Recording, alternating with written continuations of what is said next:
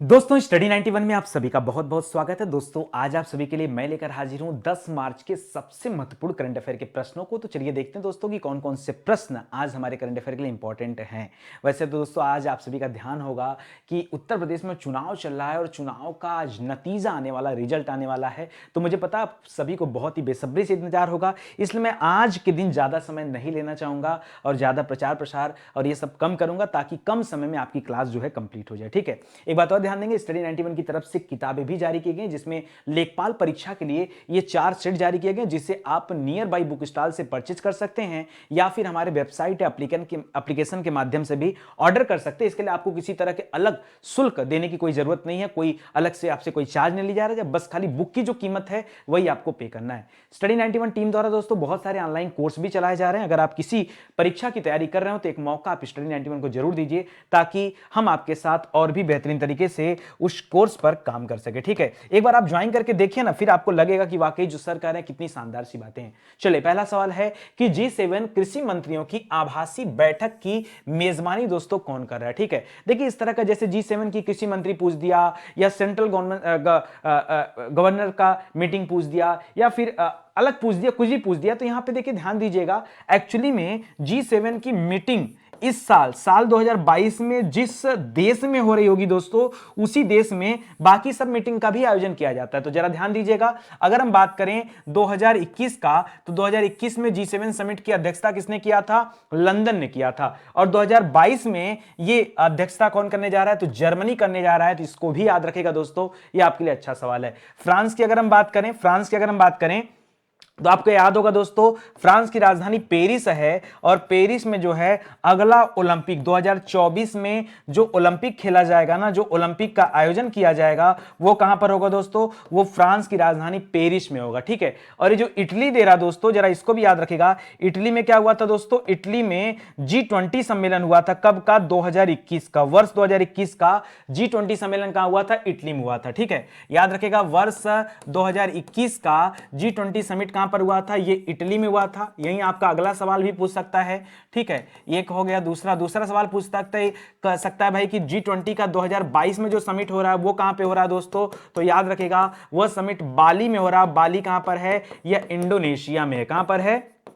Indonesia में। और तीसरा सवाल भी आपके लिए इंपॉर्टेंट है कि G20 का समिट 2023 में कहां पर होने वाला है? तो याद रखिएगा, यह समिट हमारे देश भारत में आयोजित किया जाएगा। ठीक है, ये सभी पॉइंट आप याद रखेगा। यहां पर जो आपका सही जवाब होगा वो जर्मनी होगा। ठीक है, G7 प्रश्न क्या पूछा है? G7 कृषि मंत्रियों की बैठक जो हो रही है ये कहां पर हो रहा है दोस्तों? जर्मनी में हो रहा है। और जाहिर सी बात दोस्तों, जब कृषि मंत्रियों की बैठक हो रही है तो जर्मनी के जो कृषि मंत्री होंगे दोस्तों वो भी इसमें हिस्सा लेंगे। अभी हाल ही में जर्मनी से एक सवाल आया था दोस्तों कि जर्मनी के अभी चांसलर बनाए गए। कौन, किसे बनाया गया चांसलर? तो आप सभी को याद हो गया दोस्तों, ओलाफ सोल्ज को। किसे? ओलाफ सोल्ज को अभी हाल ही में चांसलर चुना गया था जर्मनी देश का। यह भी आप याद रखेगा, यह भी आपके लिए अच्छा सवाल है। चलिए मैं आपको आगे ले चलता हूं और बताता हूं इवेंट एंड समिट से जुड़े कुछ अच्छे सवालों के बारे में। जी हां दोस्तों, कि कौन कौन से सवाल हाल फिलहाल में करंट अफेयर में चर्चा में रहे। पहला सवाल है, G7 कृषि मंत्रियों की बैठक कहां हुई? तो याद रखेगा, यह आपके जर्मनी देश में हो रही है। इसको ध्यान दीजिएगा। हाल ही में मोबाइल वर्ल्ड कांग्रेस, ठीक है, यह स्पेन में एक जगह दोस्तों बार्सिलोना, उस बार्सिलोना में इसका आयोजन किया गया, इसका समिट किया गया, ये आप याद रखिएगा। हाल ही में स्टडी इन इंडिया मीट का आयोजन कहां पे किया गया दोस्तों? तो नाम है स्टडी इन इंडिया, बट दोस्तों ये मीट आपके बांग्लादेश की राजधानी ढाका में किया गया। ठीक है, याद रखिएगा। सवाल थोड़ा सा अटपटा है बट आप ध्यान दीजिएगा कि बहुत सारे बच्चे यहां गलत करेंगे। ठीक है, हाल ही में ओशियन 2022 का जो समिट हुआ वो कहां पर किया गया? तो पहली बार दोस्तों ओशियन 2022 की अध्यक्षता भारत के जिम्मे मिली, याद रखेगा। ठीक है, 2023 में अंतरराष्ट्रीय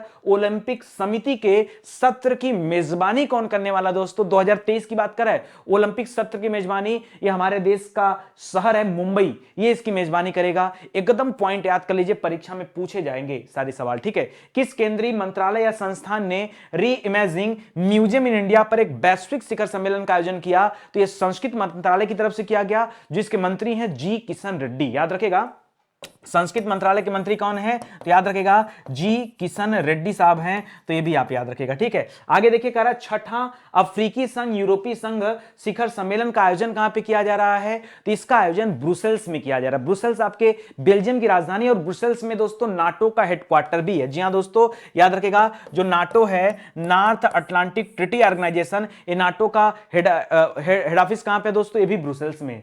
G20 शिखर सम्मेलन जो 2023 में होने वाला, पीछे भी बताया दोस्तों, ये आपके भारत में आयोजित किया जाएगा और इसके लिए एक सचिवालय की स्थापना भी भारत में की जा रही है। ठीक है, रीइमेजिंग म्यूजियम इन इंडिया के पहले वैश्विक शिखर सम्मेलन का आयोजन दोस्तों संस्कृत मंत्रालय ने किया। इसका उद्घाटन किसने किया? तो जाहिर सी बात है संस्कृत मंत्रालय के मंत्री हैं जी किशन रेड्डी, इन्होंने ही किया है। ठीक है, पहले भारत मध्य एशिया वर्चुअल समिट में कितने देशों ने हिस्सा लिया? तो 5 मध्य एशियाई देशों ने हिस्सा लिया, जिसमें कौन कौन से देश हैं? तजाकिस्तान, कजाकिस्तान, उज्बेकिस्तान, किर्गिस्तान और तुर्कमेनिस्तान। ये 5 देश हैं, ये पांचों मध्य एशियाई देश हैं जो इसमें हिस्सा ले रहे हैं। हाल ही में बीटिंग द रिट्रीट समारोह का आयोजन कहां पे किया गया? तो नई दिल्ली में किया गया। याद रखिएगा गणतंत्र दिवस की संध्या पर ये बीटिंग द रिट्रीट समारोह का आयोजन किया गया। ठीक है, इसको भी याद रखिएगा। चलिए बढ़ते हैं अगले सवाल पर। लिख रहा अंतरराष्ट्रीय महिला दिवस। जी हां दोस्तों, अंतरराष्ट्रीय महिला दिवस कब मनाया गया? तो याद रखिएगा यह महिला दिवस मनाया जाता है 8 मार्च को। ठीक है, जबकि भारतीय महिला दिवस कब मनाया जाता है दोस्तों? 13 फरवरी को। याद रखिएगा। ठीक है, अगर सवाल पूछता है कभी कि राष्ट्रीय महिला दिवस कब मनाया जाता है तो क्या बताएंगे? याद रखेगा राष्ट्रीय महिला दिवस दोस्तों कब मनाया जाता है? तो याद रखेगा यह मनाया जाता है 13 फरवरी को। कब मनाया जाता है? 13 फरवरी को। क्यों मनाया जाता है? याद रखेगा यह दिन जुड़ा हुआ है सरोजिनी नायडू से। किससे? सरोजिनी नायडू से जुड़ा हुआ है। ठीक है, सरोजिनी नायडू दोस्तों याद रखेगा 1925 में कांग्रेस अधिवेशन की अध्यक्षता करने वाली पहली भारतीय महिला भी बनी थी। यह भी याद रखेगा, पहली भारतीय महिला, न कि महिला। पहली महिला 1917 में बनी थी। कौन? एनी बेसेंट थी, जिन्होंने कांग्रेस अधिवेशन की अध्यक्षता की थी। बट मैं कह रहा हूं आपसे भारतीय महिला, प्रथम भारतीय महिला कौन थी? तो सरोजिनी नायडू थी, जिन्होंने 1925 में कांग्रेस अधिवेशन की अध्यक्षता की थी। चलिए खैर बात की बात है, यहां सवाल आता है कि अंतरराष्ट्रीय महिला दिवस पर महिला उद्यमियों को सहायता प्रदान करने के लिए मातृशक्ति उद्यमिता योजना की जो घोषणा किया गया दोस्तों, ये किसने किया है? ठीक है, मातृशक्ति उद्यमिता योजना की घोषणा किसने किया है? तो याद रखिएगा यह घोषणा हरियाणा राज्य सरकार के द्वारा किया गया। जी हां दोस्तों, हरियाणा राज्य सरकार के द्वारा किया गया। हरियाणा के मुख्यमंत्री कौन है दोस्तों? तो याद रखिएगा मनोहर लाल खट्टर जी हैं। कौन है? मनोहर लाल खट्टर दोस्तों याद रखेगा मुख्यमंत्री हैं। और यहां के राज्यपाल कौन हैं? तो याद रखेगा बंडारू दत्तात्रेय। क्या नाम है दोस्तों? बंडारू दत्तात्रेय ये यहां के क्या है दोस्तों? ये यहां के राज्यपाल हैं। और राजधानी कहां पर है? तो हरियाणा की राजधानी चंडीगढ़ है। ठीक है, हरियाणा राज्य सरकार की तरफ से दोस्तों योजना लाया गया। क्या? ये महिला उद्यमियों को सहायता प्रदान करने के लिए। अच्छा, कैसी सहायता मिलेगी दोस्तों? तो यहां पर सॉफ्ट लोन दिया जाएगा, महिलाओं को सॉफ्ट लोन देने की दोस्तों योजना है। ठीक है, कितने रुपए का लोन दिया जाएगा दोस्तों? तो 5 लाख रुपए का। ठीक है, 5 लाख रुपए, सॉरी, इनकम जिनकी 5 लाख रुपए से कम है उनको लोन मिलेगा 3 लाख रुपए तक, ये समझिए। ठीक है, इनकम, परिवार की इनकम कितनी होनी चाहिए? परिवार की इनकम 5 लाख रुपए सालाना प्रति वर्ष से कम अगर इनकम है तो ऐसी महिलाओं को 3 लाख रुपए तक लोन दिया जाएगा। 7% का जो है ब्याज दर होगा, वो भी दोस्तों पहले 3 साल के लिए। ये और भी इसमें कई सारे छूट दिए जा रहे हैं, ये भी याद रखिएगा। ठीक है, चलिए आगे बढ़ते हैं दोस्तों।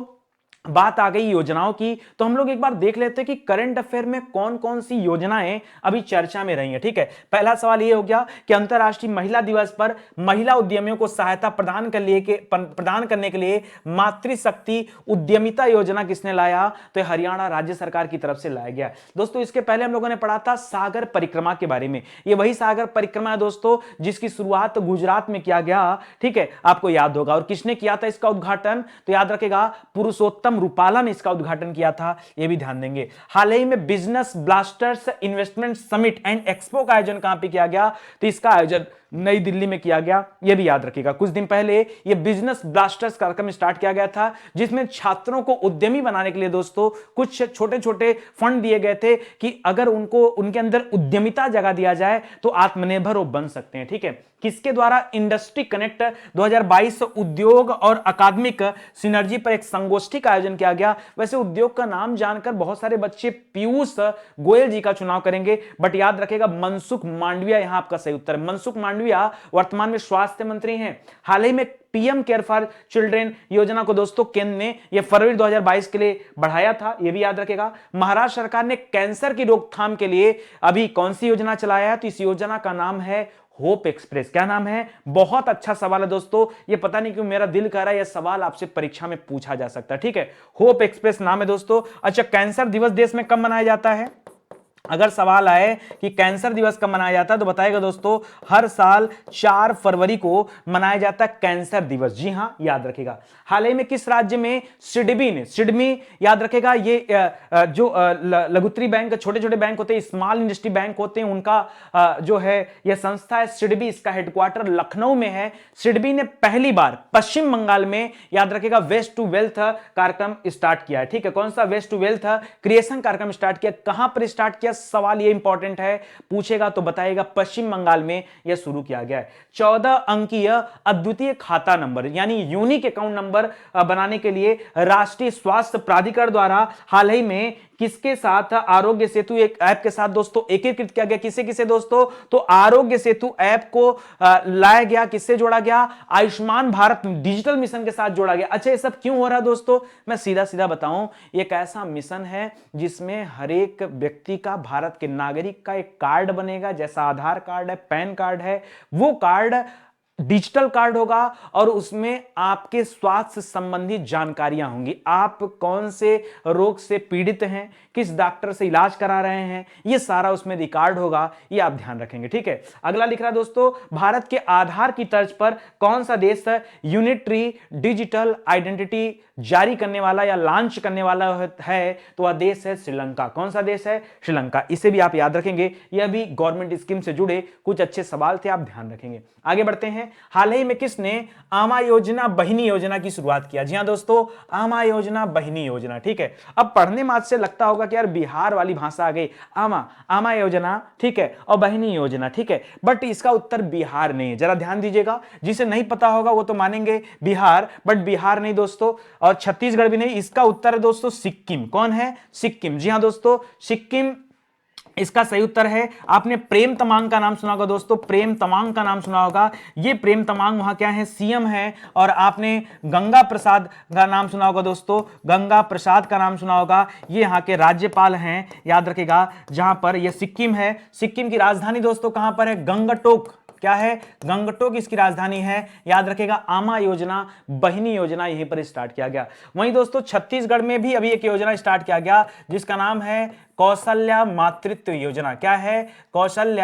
कौशल्या मातृत्व योजना अभी दोस्तों शुरू किया गया है अंतर्राष्ट्रीय महिला दिवस पर। ठीक है, कहां पर? छत्तीसगढ़ में स्टार्ट किया गया। जी हां दोस्तों, छत्तीसगढ़ की राजधानी कहां पर है? तो रायपुर है, उसे भी याद रखेगा। बाकी दिल्ली यहां पर सही जवाब नहीं है। ठीक है, याद रखेगा दोस्तों, ये जो आमा योजना बहिनी योजना, इसमें क्या है? आमा योजना के तहत जो गैर कामकाजी महिलाएं हैं उनको सालाना 20,000 रुपए दिया जाएगा। क्या दिया जाएगा? 20,000 रुपए प्रति वर्ष उन्हें जो है फंड दिया जाएगा ताकि उनकी सेविंग करने की एक आदत बने। ठीक है, और बहिनी योजना के तहत दोस्तों याद रखेगा 18,000 छात्राओं को नैपकिन दिया जाना है। क्या दिया जाना है? नैपकिन। ठीक है, सैनिटरी नैपकिन की बात कर रहे हैं हम। ठीक है, सैनिटरी नैपकिन की बात कर रहे हैं, तो यह दिया जाना है किसके तहत? बहिनी योजना के तहत दिया जाएगा। फिलहाल आप याद रखिए कि इस योजना की शुरुआत किसने किया है, तो ध्यान दीजिएगा, सिक्किम राज्य की तरफ से इस योजना को शुरू किया गया। अभी मैंने जो बताया दोस्तों, यह उसी से संबंधित बहुत ढेर सारी बातें लिखी गई हैं।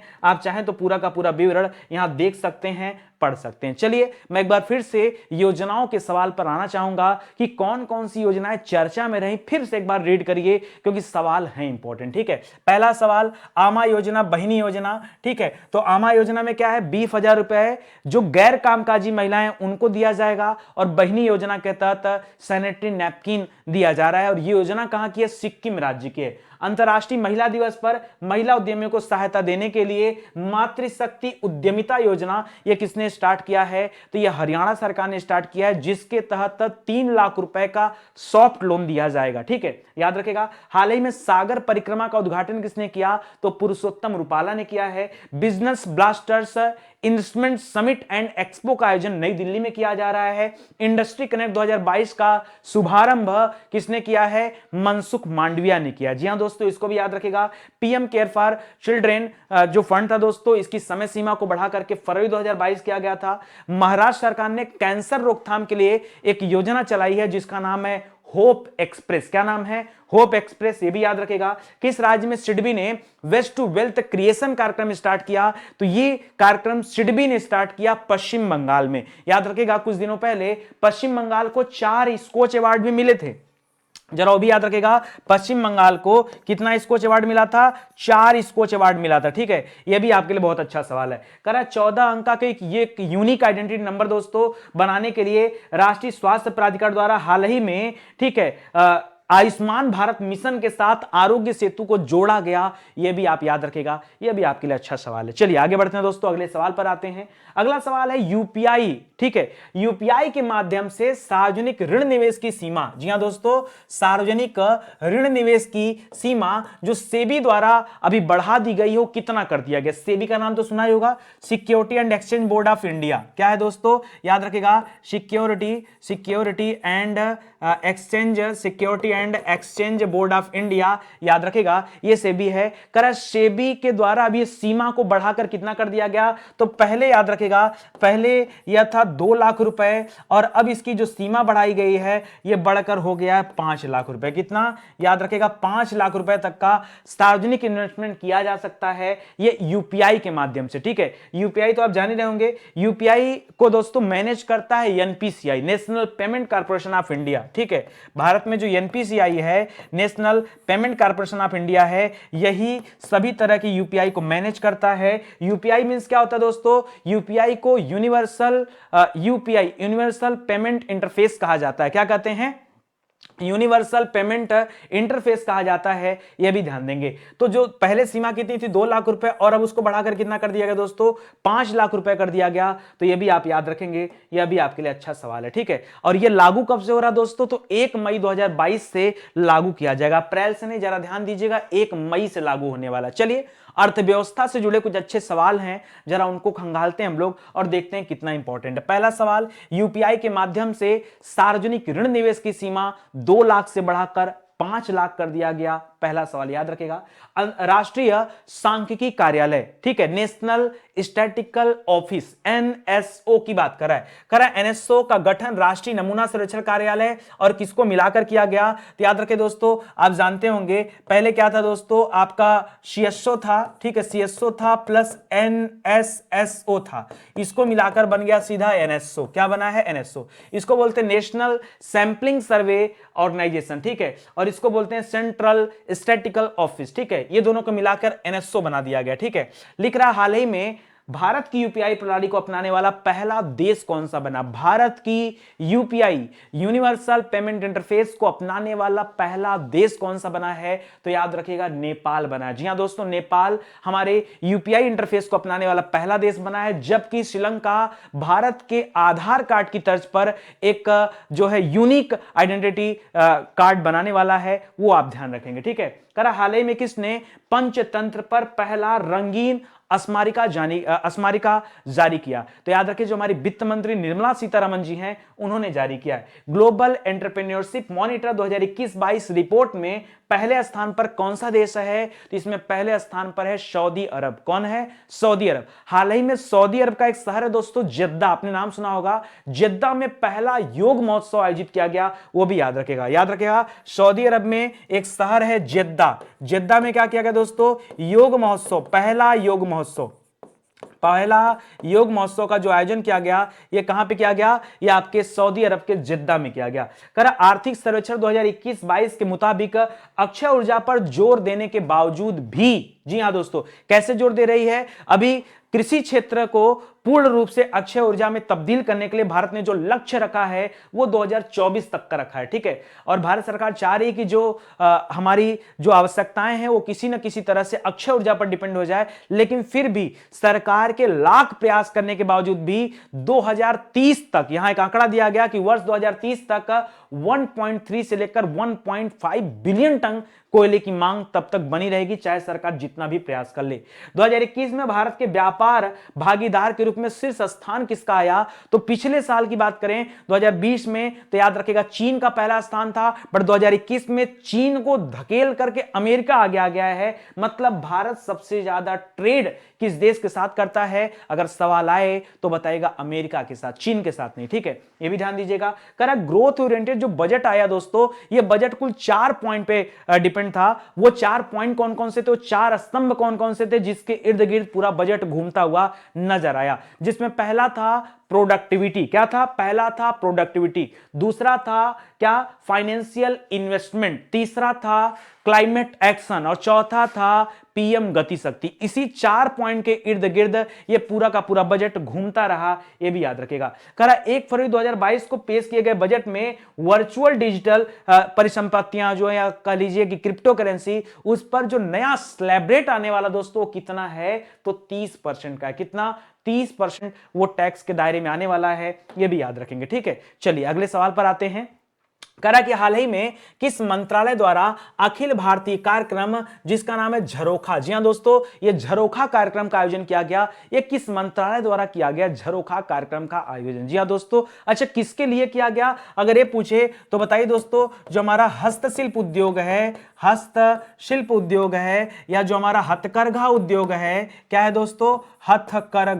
हथकरघा उद्योग है, याद रखेगा। ये उसमें बढ़ावा देने के लिए, उसको आगे बढ़ाने के लिए दोस्तों ये झरोखा कार्यक्रम शुरू किया गया। और किसके द्वारा शुरू किया गया? तो याद रखेगा इसे कपड़ा मंत्रालय यानी टेक्सटाइल मिनिस्ट्री, क्या बोलते हैं दोस्तों? कपड़ा मंत्रालय को बोलते हैं टेक्सटाइल मिनिस्ट्री, और संस्कृति मंत्रालय यानी जो कल्चरल मिनिस्ट्री है, ये दोनों, यानी कि आपका उत्तर हो जाएगा दोस्तों ऑप्शन नंबर 3, जिसके द्वारा ये झरोखा कार्यक्रम शुरू किया गया। जी हां, झरोखा कार्यक्रम शुरू किया गया, इसे आप याद रखिएगा। काफी अच्छा सवाल है, इंपॉर्टेंट भी है। ठीक है, तो देखिए यहां पर वही लिखा हुआ है, और कहां से स्टार्ट किया गया ये पॉइंट वाली बात है, देखिए मैं बताना भूल गया। तो ये स्टार्ट किया दोस्तों कहां पर? याद रखिएगा इसे शुरू किया गया मध्य प्रदेश से। कहां से किया गया? मध्य प्रदेश से शुरू किया गया। मध्य प्रदेश में दोस्तों, मध्य प्रदेश की राजधानी भोपाल है, भोपाल में आ जाइए। और भोपाल में अभी हाल ही में एक स्टेशन का नाम चेंज किया गया, जिसका नाम रखा गया कमलापति रेलवे स्टेशन। जी हां दोस्तों, कमलापति रेलवे स्टेशन, ये वहीं से स्टार्ट किया गया। ठीक है, रानी कमलापति रेलवे स्टेशन, रानी कमलापति रेलवे स्टेशन, याद रखेगा। हबीबगंज जो रेलवे स्टेशन था दोस्तों, उसका नाम चेंज कर दिया गया था। तो यही है, यहीं से दोस्तों इसकी शुरुआत किया गया। जी हां दोस्तों, ये काफी अच्छा सवाल आपके लिए। रानी कमलापति के बारे में आप जरूर ध्यान दीजिएगा। ठीक है, रानी कमलापति ये मध्य प्रदेश के गोंड राज्य की एक बहादुर और निडर रानी थी। ठीक है, उन्हीं के नाम पर अभी ये रेलवे स्टेशन का नाम रखा गया, ये भी आप ध्यान रखेंगे, इंपॉर्टेंट सवाल है। बाकी चीजें यहां पर दी गई, आप चाहें तो पढ़ सकते हैं। चलिए मैं एक बार फिर से आपको आगे लेके चलता हूं, और आर्ट एंड कल्चर से जुड़े, क्योंकि बात आपकी हस्तशिल्प उद्योग से संबंधित था झरोखा कार्यक्रम, तो कहीं ना कहीं आर्ट एंड कल्चर की बात आती है। तो मैं कहता हूं कि चलो मैं आपको लेके चलता हूं आर्ट एंड कल्चर के अच्छे सवालों पर जो करंट अफेयर में चर्चा में थे, जरा इस पर ध्यान देते हैं। पहला सवाल तो आप जान ही गए हैं कि अभी जो झरोखा कार्यक्रम शुरू किया गया, इसे 2 मंत्रालय मिलकर चला रहे हैं, मतलब स्टार्ट किए हैं। एक कपड़ा मंत्रालय है, दूसरा संस्कृति मंत्रालय है। अगला है खजुराहो नृत्य महोत्सव का आयोजन अभी किस राज्य में किया गया? तो खजुराहो है कहां पर? खजुराहो मध्य प्रदेश में है ना, तो जाहिर सी बात है इसका आयोजन कहां पे किया गया? मध्य प्रदेश में। मध्य प्रदेश के मुख्यमंत्री कौन है? शिवराज सिंह चौहान जी हैं। करा भारत सरकार ने किस राज्य के मेदाराम जतारा महोत्सव में 2.26 करोड़ रुपए आवंटित किए? तो यह महोत्सव कहां मनाया जाता है? यह तेलंगाना का महोत्सव है, याद रखिएगा। ठीक है, अभी हाल ही में तेलंगाना में मोदी जी ने संत रामानुजाचार्य की 216 फीट की सबसे ऊंची, दूसरी दुनिया की दूसरी सबसे ऊंची बैठी हुई प्रतिमा है, जिसका उद्घाटन मोदी जी ने किया, वो भी याद रखेगा। अभी हाल ही में मोदी जी ने महाराष्ट्र में क्या किया पता है आपको? छत्रपति शिवाजी के एक मूर्ति का अनावरण किया है, वो भी ध्यान दीजिएगा। हाल ही में मारू महोत्सव या मरु महोत्सव का आयोजन कहां पे किया गया? दोस्तों जैसलमेर राजस्थान में इसका आयोजन किया गया। ठीक है, करा कंछोट उत्सव ये किस भारतीय राज्य या केंद्र शासित प्रदेश में मनाया गया? कंछोट उत्सव ये जम्मू कश्मीर में मनाया जाता है दोस्तों, याद रखिएगा। कंछोट उत्सव कहां मनाया जाता है? जम्मू कश्मीर में। ठीक है, कचाई लेमन फेस्टिवल दोस्तों कभी पूछे तो क्या बताएंगे, बताइए। कचाई लेमन, क्या पूछे, कचाई लेमन फेस्टिवल दोस्तों कहां मनाया गया था हाल ही में, कचाई लेमन फेस्टिवल याद रखेगा ये मणिपुर में मनाया गया था। कहां पर दोस्तों,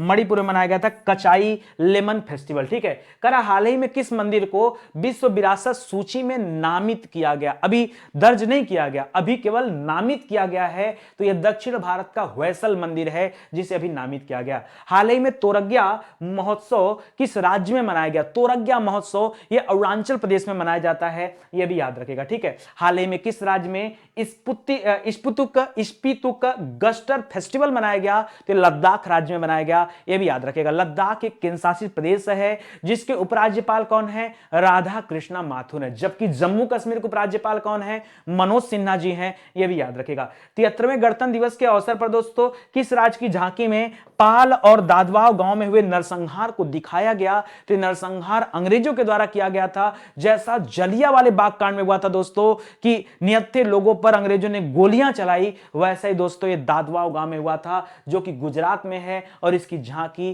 प्रस्तुत की गई गुजरात के द्वारा। जबकि पॉपुलर चॉइस अवार्ड दोस्तों ये महाराष्ट्र की झांकी को मिला, और सर्वश्रेष्ठ झांकी का पुरस्कार उत्तर प्रदेश को दिया गया। उत्तर प्रदेश में दो चीजें प्रस्तुत की गई थी, पहला था आपका वन डिस्ट्रिक्ट वन प्रोडक्ट यानी एक जिला एक उत्पाद, और दूसरा था इसमें क्या, याद करके बताइए, काशी विश्वनाथ कॉरिडोर, ठीक है। ये भी आप याद रखेंगे तो ये इंपॉर्टेंट सवाल है। ध्यान दीजिएगा स्टडी 91 की तरफ से दोस्तों जो हमारा बेस्ट ऑनलाइन कोर्स चल रहा है वो हिंदी इंडिविजुअल का बैच चल रहा है। मैं आपको बताना चाहूंगा दोस्तों अभी हिंदी इंडिविजुअल का प्राइस जो आप देख रहे हैं ये आपको ज्यादा महसूस हो रहा है, बट ज्यादा नहीं है। अगली जो बैच आने वाली दोस्तों वो और भी ज्यादा प्राइस पर आने वाली है, वो 1799 पे लॉन्च होने वाली है। तो आपके पास गिनती के 1-2 दिन बचे हैं दोस्तों, आप चाहें तो इस बैच को ज्वाइन कर लीजिए, अन्यथा फिर बाद में मत कहिएगा कि नितिन सर आपने प्राइस क्यों इंक्रीज कर दिया। प्राइस इंक्रीज करने के पीछे दोस्तों कुछ रीजन है।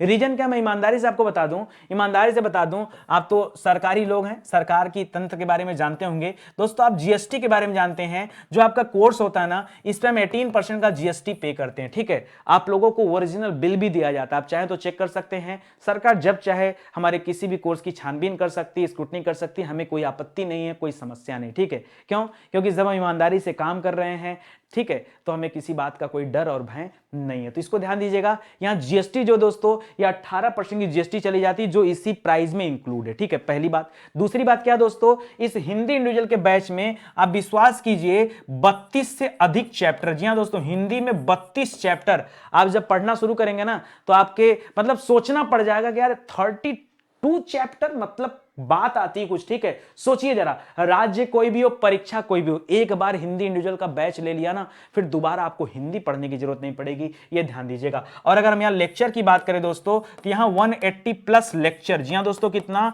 1 2 10 20 100 50 नहीं, 180 से अधिक लेक्चर की क्लास है दोस्तों। देखिए ना, देखने के बाद आपको लगेगा कि सर बहुत ही मजेदार है, मतलब जबरदस्त है। तो आइए आप ज्वाइन करिए, मुझे ज्यादा बातचीत नहीं करना है, आप समझ जाइए, आप इसी से डिवाइड कर दिए, आप 80% निकाल दीजिएगा, सॉरी 18% निकाल दीजिएगा, बाकी का आप जो है जो प्राइस बचता है उसमें आप भाग दे दीजिएगा, और पता करिएगा कि 180 लेक्चर के हिसाब से एक लेक्चर का दाम कितना है, 10 रुपए भी नहीं है, 10 रुपए लेक्चर भी नहीं है, ठीक है। 10 रुपए लेक्चर जोड़ोगे तो 1800 फीस हो जाएगी, 180 लेक्चर का फीस कितना हो जाएगा, 1800 हो जाएगा, ठीक है। तो आप सोच लो, उसमें भी गवर्नमेंट को टैक्स देना है, उसमें भी आपके लिए फीचर दिया गया कि भैया आप गांव के रहने वाले हैं, आप वीडियो को डाउनलोड करके 10 बार पढ़िए, कोई दिक्कत नहीं, ठीक है। इत्मीनान से डाउनलोड कर लीजिए, बिना किसी इंटरनेट की समस्या के, बफरिंग की समस्या के, खूब देखिए जब तक आपको समझ ना आ जाए। वैसे 1-2 बार देखने के, एक बार देखने के बाद तो आपको बहुत आराम से समझ में आ जाएगा, 2 बार तो बहुत बड़ी बात है, ठीक है। नितिन सर की क्लास 10 बार देखना हो सवाल ही नहीं बनता यार, है कि नहीं। जब करंट अफेयर देखने का सवाल नहीं बनता, ये तो हिंदी का बैच है, ठीक है। तो आइए ज्वाइन कीजिए, बस इतना ही निवेदन है। चलिए आगे देखते हैं। करा सीडैक ने आईआईटी रुड़की में किस सुपर कंप्यूटर को भी स्थापित किया, ये आपको बताना, ठीक है। सीडैक ने स्थापित किया, देखिए जितने कंप्यूटर होते हैं इस तरह के सुपर कंप्यूटर, वो हमेशा सीडैक ही स्थापित करता है। और सीडैक का जो हेडक्वार्टर दोस्तों कहां पर है, याद रखिएगा, हेडक्वार्टर आपके पुणे में, कहां पर है, ये पुणे में, ठीक है। अगर हम कुछ दिन पहले की बात करें तो आप चर्चा में सुने होंगे परम प्रवेगा के बारे में, जो कि इंडियन इंस्टीट्यूट ऑफ साइंस, जी हां दोस्तों, Indian institute of science Bengaluru के द्वारा दोस्तों स्थापित किया गया था। याद रखेगा, ये आपका सही उत्तर नहीं है। और सिमुलेटर टूलकिट याद रखेगा, ये भारत का पहला, जी हां दोस्तों, भारत का पहला क्वांटम कंप्यूटर है। क्या है दोस्तों? भारत का पहला क्वांटम कंप्यूटर है दोस्तों, इसको भी याद रखेगा। यह भारत का पहला क्वांटम कंप्यूटर है। यहां पे जो आपका सही जवाब होगा ये होगा परम गंगा। परम गंगा ये आपका सुपर कंप्यूटर है जिसे सीडैक ने स्थापित किया। कहां पर? याद रखेगा, आईआईटी रुड़की में स्थापित किया। इसको भी ध्यान देंगे। इसी तरह से दोस्तों एक ऑपरेशन गंगा नाम का एक मिशन चल रहा था। अभी कौन सा मिशन चल रहा था? ऑपरेशन गंगा। आप सभी को याद होगा दोस्तों, ऑपरेशन गंगा ये जो चलाया गया दोस्तों, ये यूक्रेन से भारतीय छात्रों की वापसी के लिए चलाया गया, ठीक है। यूक्रेन से भारतीयों की वापसी के लिए, भारतीयों के वापसी के लिए दोस्तों, वापसी के लिए जो मिशन चलाया गया था, इसका नाम था ऑपरेशन गंगा। इसको भी आप याद रखेगा। ये गंगा गंगा मिला लीजिए, इसका भी नाम गंगा है ना, परम गंगा इसका नाम पड़ा, तो याद रखेगा, ठीक है। तो ये अच्छे अच्छे सवाल हैं, बाकी इसको पढ़ लीजिए। ये तो मैं बहुत ज्यादा आपको परेशान नहीं करता ये पढ़ने के लिए, क्यों? जितनी काम की बात है ना वो मैं पहले ही आपको बता दिया। चलिए मैं आपको लेके चलता हूं दोस्तों साइंस से जुड़े कुछ अच्छे सवालों पर, जो कि आपके परीक्षा के लिए इंपॉर्टेंट हो सकते हैं, ठीक है। साइंस से जुड़े हुए अच्छे सवाल कौन है जरा देखिएगा। लिख रहा है सीडैक ने आईआईटी रुड़की में किस कंप्यूटर को भी स्थापित किया है, तो याद रखेगा इसका नाम है परम गंगा, ठीक है। करा किस आईआईटी के शोधकर्ताओं ने एक बायोडिग्रेडेबल नैनो पार्टिकल बनाया दोस्तों, तो आईआईटी कानपुर के शोधकर्ताओं ने बनाया एक नया बायोडिग्रेडेबल नैनो पार्टिकल बनाया है। ये आप याद रखेगा, जो पौधों को बैक्टीरिया और फंगस से बचाने का काम करेगा, बैक्टीरिया और फंगस से बचाने का काम करेगा। कौन सा देश पैलेडियम का सबसे बड़ा उत्पादक है? याद रखेगा, पैलेडियम का यूज जो किया जाता है, जो उपयोग किया जाता है, ये जो सर्किट होती है ना, मदरबोर्ड सर्किट होता है, ठीक है, जितने भी इलेक्ट्रॉनिक डिवाइस होते हैं उसमें सर्किट होती है, उस सर्किट के निर्माण में दोस्तों इस पैलेडियम का इस्तेमाल किया जाता है। और पैलेडियम के उत्पादन में दो देश अग्रणी हैं। एक आपका रूस है, क्योंकि रूस की यूक्रेन से लड़ाई चल रही है, इसलिए पैलेडियम का उत्पादन उतना तेजी से नहीं हो पा रहा है। और दूसरा साउथ अफ्रीका, दक्षिण अफ्रीका देश है, वो भी याद रखेगा। करा इंग्लैंड के पूर्वी मिडलैंड्स में जुरासिक काल का 18 करोड़ साल पुराना समुद्री ड्रैगन का दोस्तों जीवाश्म मिला है। इसका नाम क्या है? इसका नाम है इच्चियोसार। क्या नाम है? इच्चियोसार नाम है, याद रखेगा। इसी तरह भारत में दोस्तों एक जीवाश्म पार्क बनाया जा रहा है। क्या बनाया जा रहा है? भारत में एक जीवाश्म पार्क बनाया जा रहा है, और यह पार्क बन रहा है दोस्तों मध्य प्रदेश के जबलपुर के लम्हेटा गांव में। कहां बन रहा है दोस्तों? जबलपुर के लम्हेटा गांव में बन रहा है दोस्तों। क्यों बन रहा है? तो याद रखेगा, मतलब कुछ साल पहले यहां से डायनासोर के कुछ अवशेष मिले थे। भारत के अंदर डायनासोर के अवशेष जो मिले हैं दोस्तों, ये लम्हेटा गांव से मिले थे, इसीलिए यहां पर इस जीवाश्म पार्क को बनाया जा रहा है, ठीक है। हाल ही में आईसीएमआर ने, Indian council of medical research ने, ठीक है, ओमिक्रॉन वेरिएंट का पता लगाने के लिए किस किट को विकसित किया है? तो यहां पर एक नई किट आईसीएमआर के द्वारा विकसित किया गया, जिसका नाम है ओमीश्योर। क्या नाम है? ओमीश्योर, ठीक है। फ्रोजन टार्डिग्रेड्स दोस्तों ये क्या है? ये अति सूक्ष्म जीव हैं जो पानी के अंदर मिलते हैं, बट नंगी आंखों से दिखाई नहीं देते। हाल ही में खबरों में रहा साइके मिशन। क्या है? तो याद रखेगा, जो चट्टानी ग्रह और गैसीय ग्रहों के बीच में जो क्षुद्र ग्रहों की पट्टी है, उसमें एक क्षुद्र ग्रह है जिसका नाम है साइके। उस पर नासा अपना एक मिशन भेज रहा है, वहां से धातुओं को कलेक्ट कर रहा है। यही है साइके मिशन, जो अमेरिका के द्वारा चलाया जा रहा है। हाल ही में किसके द्वारा 90 मिनट में ओमिक्रॉन का पता लगाने के लिए एक टेस्ट किट विकसित किया गया है? तो यह टेस्ट किट विकसित किया है आईआईटी दिल्ली के शोधकर्ताओं ने, ठीक है। करा किस संगठन ने हाल ही में विश्व मलेरिया रिपोर्ट जारी किया है? तो यह विश्व स्वास्थ्य संगठन के द्वारा जारी किया गया। करा डीआरडीओ और किसने हाल ही में पोखरण रेंज में स्वदेश निर्मित stand of anti tank missile का सफल परीक्षण किया? तो इसमें डीआरडीओ और भारतीय वायुसेना ने मिलकर दोस्तों इसका वो किया है, ठीक है, लॉन्चिंग किया है, सफल परीक्षण किया है। इसको भी आप ध्यान देंगे, ठीक है। चलिए आगे बढ़ते हैं अगले सवाल पर। करा हाल ही में भारत की 23वीं महिला ग्रैंड मास्टर कौन बनी? जी हां दोस्तों, 23वीं महिला ग्रैंड मास्टर कौन बनी है? तो याद रखिएगा, अभी हाल ही में हम लोग दिव्या देशमुख का नाम पढ़े थे, और दिव्या देशमुख ये भारत की 21वीं महिला ग्रैंड मास्टर थी, जबकि 23वीं महिला ग्रैंड मास्टर कौन बनी? तो याद रखेगा, प्रियंका नुटक्की बनी। कौन? याद रखेगा, प्रियंका नुटक्की बनी। इसके पहले तानिया सचदेवा, सुब्बा रमन लक्ष्मी, इन लोगों का नाम हम लोग पढ़ पढ़ चुके हैं दोस्तों। भी हाल ही में हम लोगों ने एक सवाल पढ़ा था कि मैग्नस कार्लसन को हराने वाले, जी हां दोस्तों, मैग्नस कार्लसन दोस्तों कहां के रहने वाले हैं, याद रखेगा नॉर्वे देश के रहने वाले हैं। कह रहा इनको हराने वाले सबसे युवा भारतीय कौन बने दोस्तों, सबसे युवा भारतीय कौन बने हैं, तो याद रखेगा इनका नाम है रमेश बाबू प्रज्ञानानंद। क्या नाम है, रमेश बाबू प्रज्ञानानंद नाम है, प्रज्ञानानंद नाम है, याद रखिएगा। ठीक है, यह भी बहुत अच्छा सवाल है। यहां जो 73वीं ग्रैंड मास्टर का खिताब मिला है जो महिला को, उनका नाम क्या है, तो याद रखिएगा प्रियंका नुटक्की नाम है। क्या नाम है, प्रियंका नुटक्की। ठीक है, नौटंकी नहीं, नुटक्की बोलिए, याद रहेगा। ठीक है, इन्होंने जनवरी 2019 में अपना पहला मानदंड हासिल किया था, फिर उसके बाद लगातार खेलते रही और अब ये जो है 19 साल की हैं प्रियंका नुटंकी, और रहने वाली कहां के दोस्तों, तो आंध्र प्रदेश की रहने वाली हैं, विजयवाड़ा देखिए लिखा होगा। ठीक है, विजयवाड़ा की रहने वाली हैं जिन्होंने ये खिताब जीता है। ठीक है, चलिए आइए खेल से जुड़े कुछ अच्छे सवाल हैं, एक बार रीड कर लेते हैं ताकि ये भी समझ में आ जाए। ठीक है, तो 23वीं महिला ग्रैंड मास्टर कौन बनी, तो याद रखेगा प्रियंका नुटक्की बनी है। आईसीसी महिला वर्ल्ड कप 2022 जो स्टार्ट हो रहा दोस्तों, ये कहां पर खेला जाएगा, तो ये न्यूजीलैंड में खेला जाएगा। कहां पर, न्यूजीलैंड में खेला जा रहा है, ये भी याद रखेगा। कुल 8 टीमें दोस्तों यहां पर हिस्सा ले रही हैं। कितनी टीम है, यहां पर 8 टीम हिस्सा ले रही हैं। ठीक है, ISSF, जी हां दोस्तों, इंटरनेशनल शूटिंग स्पोर्ट फेडरेशन कहते हैं इसे। करा विश्व कप की महिलाओं की 10 मीटर एयर पिस्टल स्पर्धा में भारत ने कितने पदक जीते हैं, तो शूटिंग मैंने बताया था कि 2 गोल्ड मेडल और 1 सिल्वर मेडल जीता है। ठीक है, और अगला लिख रहा है 73वें स्ट्रेंज मेमोरियल बॉक्सिंग टूर्नामेंट में भारत ने कितना पदक जीता है, तो 2 सिल्वर के साथ 1 ब्रॉन्ज जीता है। यहां पर ब्रॉन्ज, बॉक्सिंग में ब्रॉन्ज और पिस्टल वाले में सोना चांदी, याद रखेगा। ठीक है, करा इंटरनेशनल शूटिंग स्पोर्ट फेडरेशन यानी ISSF में 10 मीटर जो प्रतिस्पर्धा थी पुरुषों की, उसमें किसने जीता है, तो उसमें सौरभ चौधरी ने गोल्ड मेडल जीता है, यह भी याद रखेगा। हाल ही में प्रो कबड्डी लीग का 8वां सीजन चल रहा था, जिसे दबंग दिल्ली ने जीत लिया है। किसे हराकर जीता है, तो पायरेट्स पटना को हरा करके। ठीक है, याद रखेगा, पायरेट्स पटना को हरा करके दबंग दिल्ली ने यह प्रो कबड्डी लीग का खिताब जीत लिया।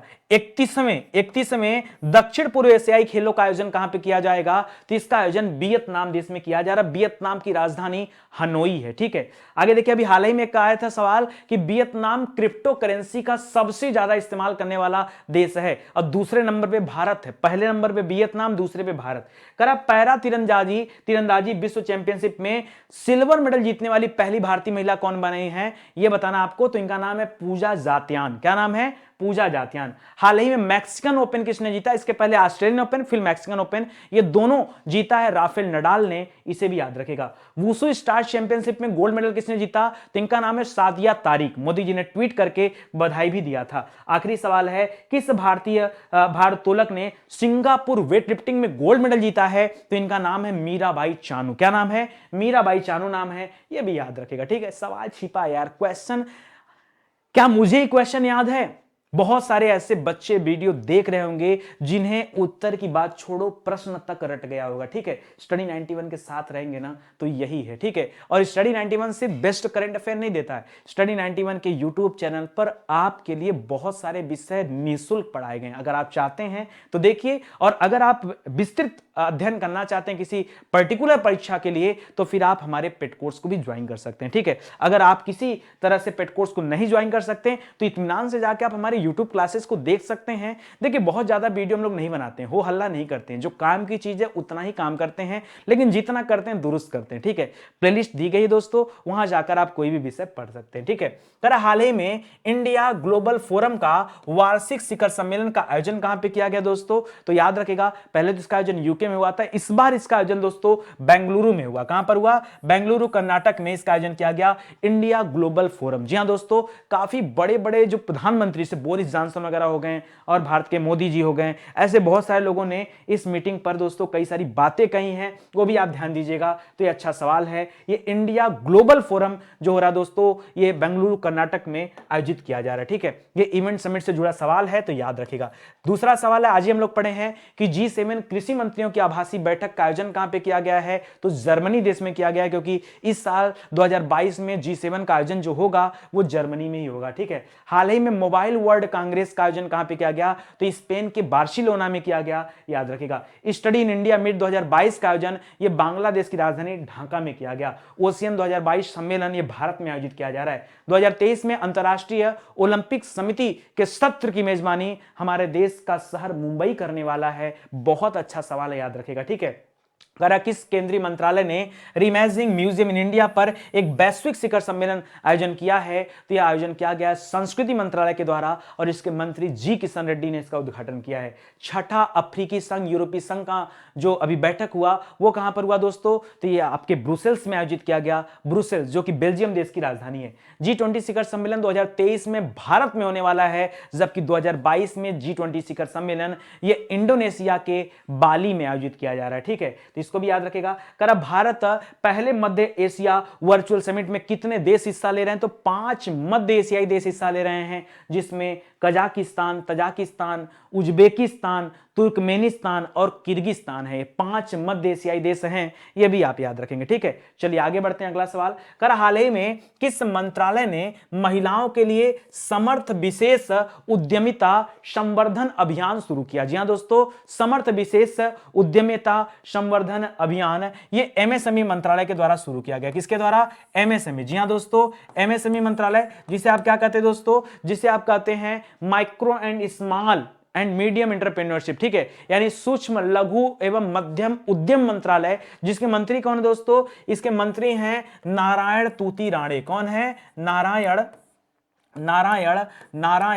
तूती राणे, याद रखेगा दोस्तों, तूती राणे इसके मंत्री हैं, या आप ध्यान रखेंगे, जिसके द्वारा क्या शुरू किया गया है? यहाँ पर महिलाओं के लिए समर्थ नाम का एक कार्यक्रम शुरू किया गया है। ठीक है, इसको याद रखेगा। और इस उद्घाटन समारोह में इसके अलावा जो आपके एमएसएमई राज्य मंत्री हैं श्री भानु प्रताप वर्मा, वो भी मौजूद थे, ये भी याद रखेगा। इसमें क्या किया जाएगा? वित्तीय वर्ष 2022-23 में महिलाओं को कौशल विकास और बाजार विकास सहायता प्रदान किया जाएगा। ग्रामीण और उपनगरीय क्षेत्रों से 7500 से अधिक महिला उम्मीदवारों को दोस्तों प्रशिक्षित करने का लक्ष्य रखा गया है। इसीलिए कार्यक्रम स्टार्ट किया गया है, समर्थ कार्यक्रम। क्या स्टार्ट किया गया है? समर्थ कार्यक्रम। तो ये भी आप याद रखेंगे। चलिए फिर से बात एक बार योजनाओं पर आ खड़ी हुई। इसके पहले भी हम लोग 2-3 योजना देख चुके हैं, आज की डेट में और भी देख लेते हैं। ठीक है, तो ये समर्थ वाली योजना एमएसएमई के द्वारा स्टार्ट किया गया, और अमा योजना, बहिनी योजना, ये सिक्किम सरकार ने स्टार्ट किया।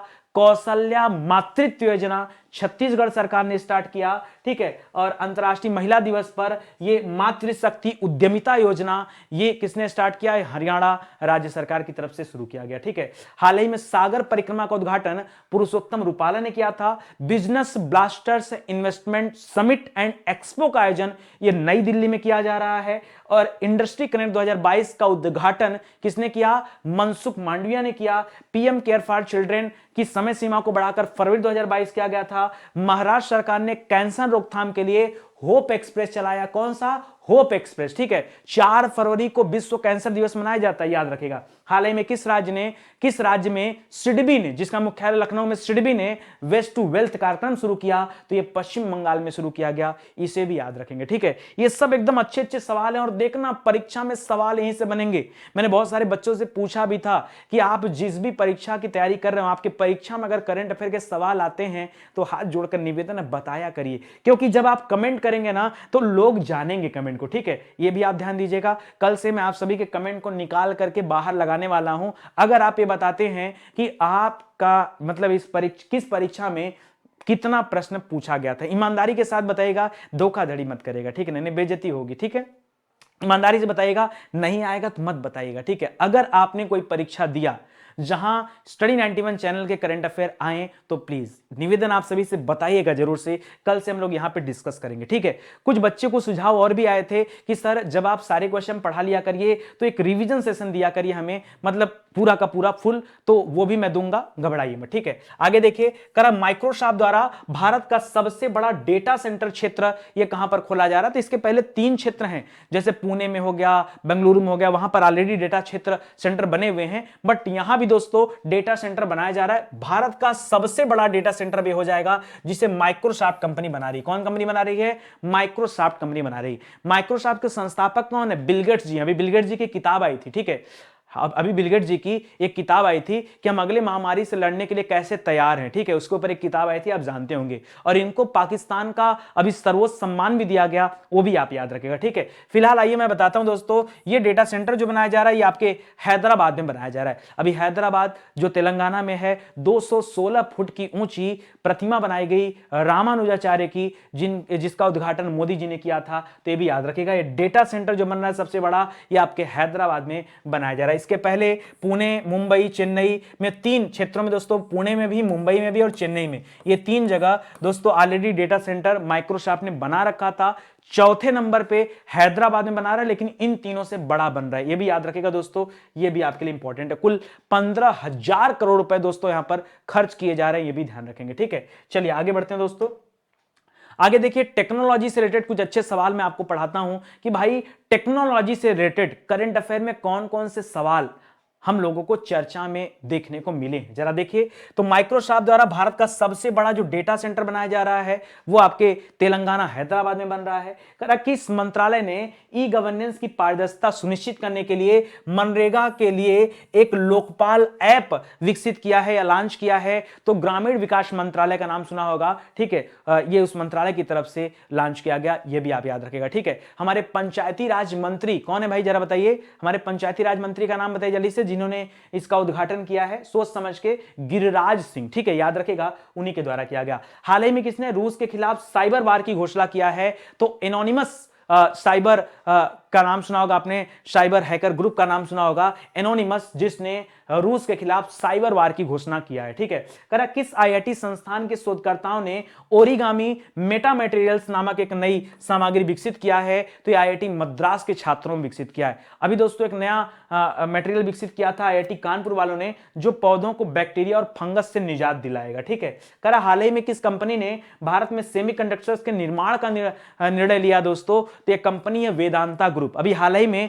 वेदांता ग्रुप ने राजस्थान के बाड़मेर में, सुनिए ध्यान से, राजस्थान के बाड़मेर में नए तेल क्षेत्रों की खोज किया है, यह भी याद रखेगा। वेदांता ग्रुप ने क्या किया? नए तेल क्षेत्र का खोज किया, नए तेल क्षेत्र का दोस्तों खोज किया। कहां पर? याद रखेगा, बाड़मेर में। बाड़मेर कहां दोस्तों? बाड़मेर राजस्थान में है, इसको भी याद रखेगा, ठीक है। करा इंडियन इंस्टीट्यूट ऑफ साइंस ने भारत के सबसे शक्तिशाली सुपर कंप्यूटर का भी जो है इनॉग्रेशन किया था, उसका नाम था परम प्रवेगा। जो आज हम लोग पढ़े उसका नाम है परम गंगा।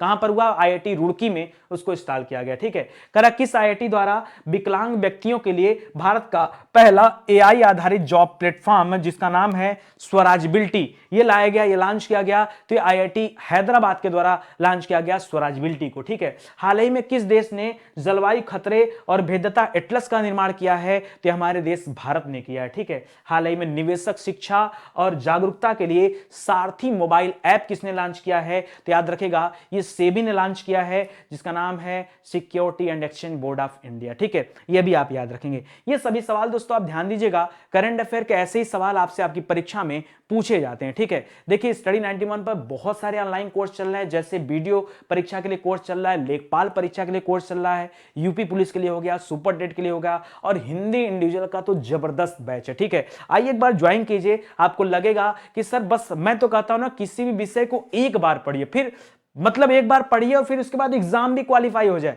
ऐसा नहीं कि बस पढ़िए और पढ़ के रुके रहिए, ठीक है। मैं इसीलिए कह रहा हूं दोस्तों, कॉमन बैच मैंने बनाया है सभी परीक्षाओं के लिए। हिंदी फिर दोबारा आपको पढ़ने की जरूरत नहीं पड़ेगी अगर आपने हिंदी इंडिविजुअल बैच ले लिया तो। ये हमारे हेल्पलाइन नंबर दिए गए हैं, जिन पर आप कॉल करके किसी भी तरह की समस्या का समाधान प्राप्त कर सकते हैं, ठीक है। चलिए मिलते हैं दोस्तों अगले लेक्चर में, तब तक के लिए धन्यवाद। जय हिंद, जय Bharat. Thank you so much.